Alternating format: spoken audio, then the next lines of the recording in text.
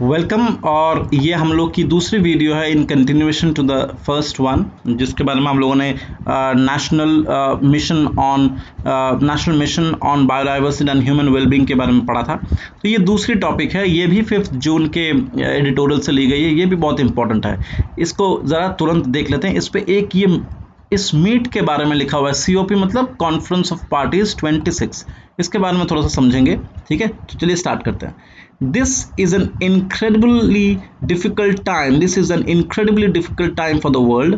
The world is facing two momentous challenge. एक तरफ है कोविड और दूसरी तरफ है क्लाइमेट चेंज। बहुत बढ़िया। तो ये दो मेजर चैलेंजेस हैं हमारे सामने। The World Environment Day, that is 5th of June, is an important moment to take the stock on climate change. ठीक है। इंडिया के रिस्पॉन्सेज जानते हैं। India has a strong record of India has a strong record of tackling the climate change, including the impressive domestic targets to have 450 gigawatts of renewable energy by 2030 and establishing international solar alliances and coalition for disaster resilience infrastructure. ठीक है, ये बहुत important 3 चीज़ें हैं, इसके बारे में आप ज़रूर फोकस करें, इस पर सवाल बन सकता है। मैं फिर से यहाँ पे रेड मार्क कर देता हूँ। सबसे पहला 450 गीगावाट की जो रिन्यूएबल एनर्जी है बाय 2030, दूसरा इंटरनेशनल सोलर अलायंस और तीसरा CDR है, that is कोalition for Disaster Resilient infrastructure. ये सवाल पूछा जा सकता है। और ये तीनों चीज़ें, जो तीनों कमिटमेंट्स हैं, ये पेरिस अग्रीमेंट का हिस्सा है। क्या कहा जा रहा है? Last month mister Modi and the UK's prime minister Boris Johnson committed through the 2030 UK-India roadmap to work closely together on the best ways to drive the green growth agenda। ठीक है, इसको समझते हैं क्या कहने की कोशिश कर रहा है। ग्रीन ग्रोथ एजेंडा, ये क्या होता है green growth agenda? Let's see. They reaffirmed their personal commitments to work together for an ambitious outcome in November and sustained action beyond। ठीक है, when UK welcomes the countries of the world to Glasgow in 5 months' time, it will be the moment to get the world on track to address the enormous threats of the climate change and build a clean, brighter future for everyone।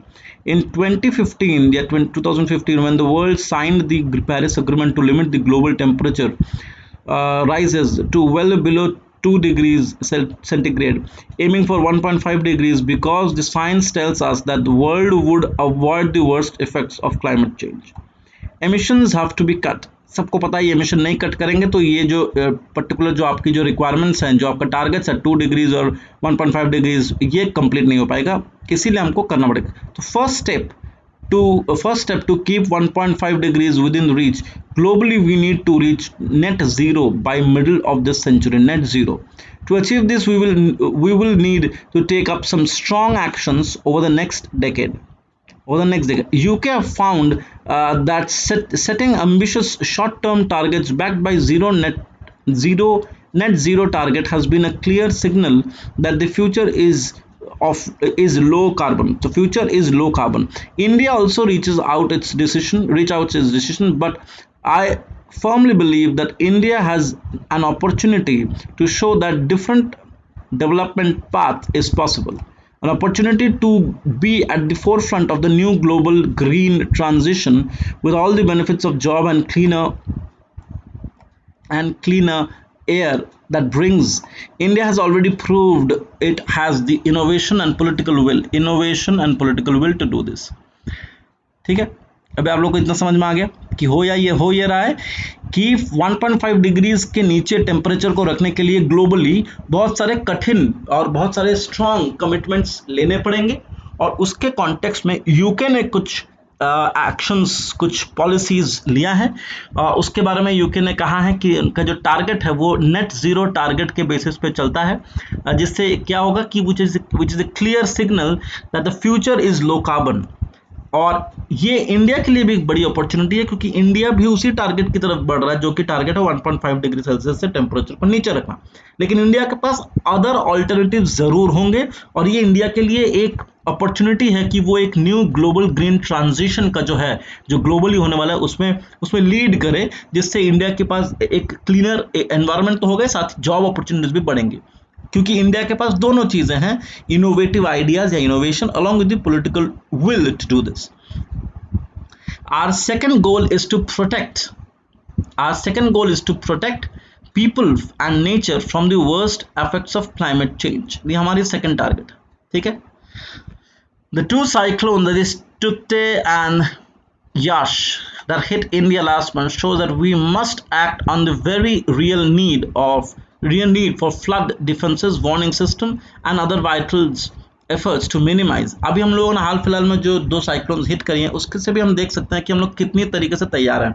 हम लोगों में तैयारी की बहुत सारा जगह पे ऐसी हैं जिसको हम लोग इम्प्रूव कर सकते हैं, और ये हर साल जब भी ऐसी बाढ़ आती है, जब भी ऐसे साइक्लोन्स आते हैं, हम लोग और भी ऐसे नए गैप्स जो हैं, जो लैक्यूनाज हैं हमारे पॉलिसी मेकिंग में, उसको वो बहुत ज़्यादा हाईलाइटेड हो जाते हैं। तो ये एक चीज़ है जिसको हमारा ये सेकंड टारगेट होना चाहिए, to protect the people and nature from the worst effects of the global climate change. जो थर्ड गोल होना चाहिए, देखिए इसको अब आंसर फॉर्मेट में लिखिए, ये फर्स्ट है, ये देखिए मैं टिक कर दिया, this is the first, this is the third, this is the second and this is the fourth. ये इस तरह से आंसर लिखेंगे तो नंबर मिलेंगे, वरना नहीं मिलेंगे इसमें से, ठीक है ना? इन एग्जाम्पल को यूज करिएगा, टुकते एंड यश को, ठीक है? The third goal is for the developed countries to deliver $100 billion they promised annually to support the developing countries. UK is pushing all the developed countries to increase their climate finance commitments ahead of the COP26. मतलब COP26 आने वाला है, उससे पहले UK कोशिश कर रहा है कि सारे कंट्रीज, जो डेवलप्ड कंट्रीज हैं, वो अपने लिमिट्स को थोड़ा सा और पुश करें, ताकि थोड़ा और ज़्यादा पैसे ये लोग दे सके, to deliver the right flow of finance and technologies to meet the needs for the countries such as India in their transition, ठीक है? Fourth, we must work together to deliver these goals that includes building consensus among governments for ambitious, balanced and inclusive outcome. ये सब जो words हैं, you have to write them, ठीक है? सो एक consensus चाहिए, एक सहमति चाहिए, कंसेंसस चाहिए among the governments for the ambitious and balanced inclusive outcome, so that the negotiations in Glasgow are a success, ठीक है? तो ये आपको समझने पड़ेगी, जो तो एक सीधी तरीके से बात करें अगर, तो ग्लासगो में एक मीटिंग है, उस मीटिंग में बहुत सारे लोग इन्वॉल्व हैं, जिसमें यूके और इंडिया का जो 2030 का जो रोड मैप है, वो भी इंपॉर्टेंट कमिटमेंट उसमें भी डिस्क्लोज करी गई हैं। साथ ही साथ कुछ 4-5 ऐसे स्टेप्स के बारे में बताया जा रहा है जिसको लेनी बहुत ज़रूरी है। हम लोग अगर अपने जो भी कमिटमेंट्स हैं उसको फुलफिल करना चाहें तो। और साथ ही साथ कुछ नए चैलेंजेस आए हैं, जैसे ये पैंडेमिक आया है, जैसे 2 साइक्लोन्स आए हैं, ये सब हम लोग इंडिया को हिट करे हैं। इन सब चीज़ों से हम लोग को सीखना पड़ेगा कि क्या क्या मिटिगेटिंग स्टेप्स लिए जा सकते हैं, और ये सारे जो कमिटमेंट्स हैं, या जो डेवलप्ड कंट्रीज के लिए कहा जा रहा है कि अपने लिमिट्स को पुश करें, so that they can contribute more to the developing countries for their transitions in terms of finance and technologies. तो ये भी एक एस्पेक्ट है, जो कि अगर ये लोग कमिट कर देते हैं इन दिस ग्लासगो मीट, तो क्या होगा कि COP26 से पहले हम लोग काफ़ी हद तक तैयार रहेंगे। तो मतलब एक प्रिपरेटरी स्टेप्स भी आप कह सकते हैं बिफोर दिस COP26, ठीक है? We must act now to launch a concerted effort to reduce the emissions throughout the next decade. It calls on all countries to step up efforts on these goals, because COP26 is our last chance to keep hopes of limiting the global warming to 1.5 degrees Celsius. And this is our last option, last chance to. हम लोग अगर commitment कर देते हैं पहले, अगर हम लोग एकजुट हो जाते हैं पहले, तो हमारे लिए बड़ी आसान होगी, क्योंकि इसके बाद शायद इतना ज़्यादा मौका नहीं मिले जो भी हमारा पेरिस एग्रीमेंट के गोल्स हैं। So this is our moment, there are no second chances, let us seize it together. तो this is the beautiful article जो ग्लोबल वार्मिंग के ऊपर है, जिसमें अलग अलग एस्पेक्ट्स के बारे में बात करी गई है। ये जो 4-5 पॉइंट्स है इसको आप जरूर लिखें, और इंडिया के जो रिस्पॉन्सेस हैं toward this commitment in the Paris agreement, ये 3 बहुत इंपॉर्टेंट है। CDRI बहुत इंपॉर्टेंट है, इसको जरूर है, Coalition for Disaster Resilient Infrastructure. ठीक है, तो इस वीडियो के लिए इतना ही। अगले वीडियो में हम लोग दूसरे एडिटोरियल्स को देखेंगे। Thank you.